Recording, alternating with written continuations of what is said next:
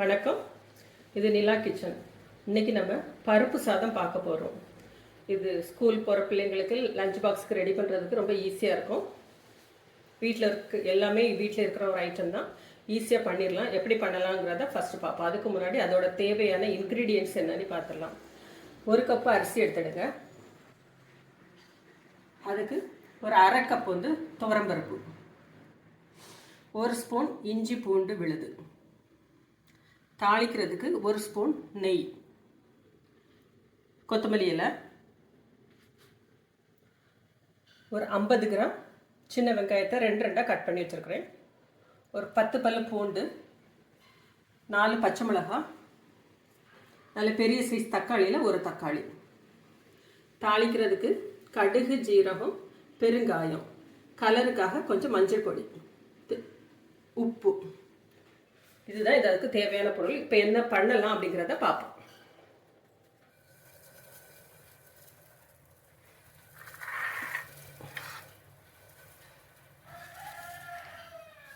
இப்போ நம்ம எப்படி பண்ணலான்னு பார்க்கலாம். அரிசியை நல்லா வாஷ் பண்ணி ஒரு 1/2 hour ஊற வச்சுடுங்க.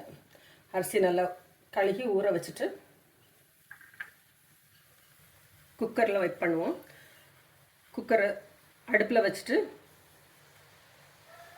1 ஸ்பூன் கீ விட்டுடுங்க.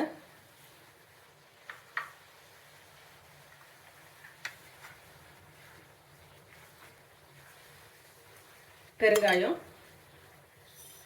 கடுகு, ஜீரகம்,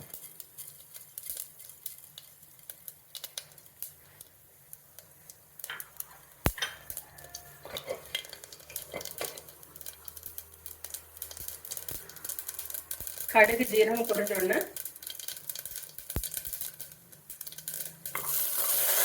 வெங்காயம், பூண்டு, பச்சை மிளகாய்,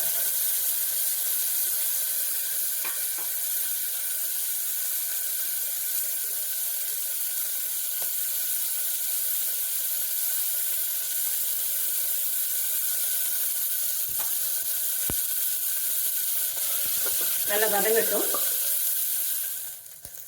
இப்போ 2 கொத்து கருவேப்பிலை, நம்ம கட் பண்ணி வச்சுருக்கிற தக்காளி,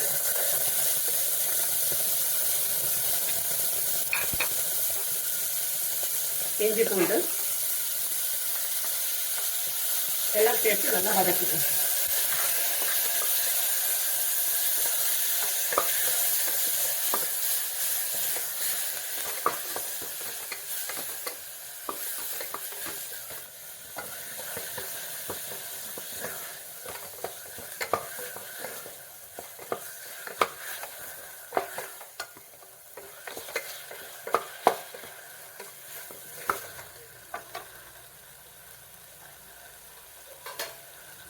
மஞ்சப்பொடி போட்டலாம். சாப்பாட்டுக்கு தேவையான உப்பு,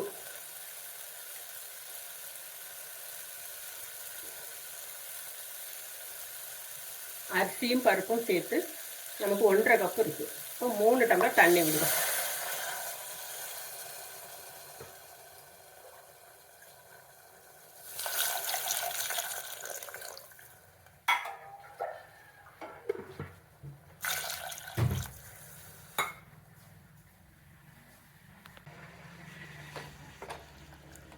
தண்ணி கொதிச்ச உடனே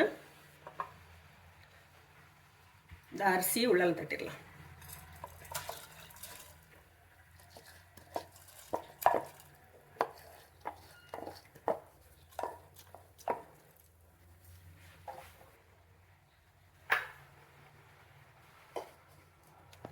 கொத்தமல்லி இலையும் உள்ளால போட்டுடலாம்.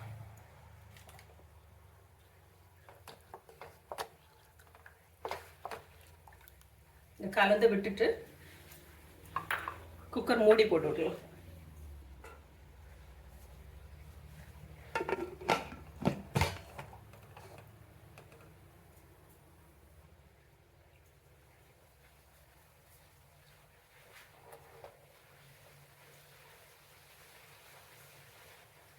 குக்கர் ஆவி வர ஆரம்பிச்சிச்சு. இப்போ விசில் போட்டுரும். ஒரு 3 விசில் வந்ததுக்கு அப்புறமா 3 விசில் வந்துட்டு குக்கர் ஆஃப் பண்ணியாச்சு. ஸ்டீம் நல்லா இறங்கிட்டு சாப்பாடு எப்படி இருக்குன்னு பார்க்கலாம். பாருங்கள், சாப்பாடு நல்லா உதிரி உதிரியாக அழகாக வந்திருக்கு.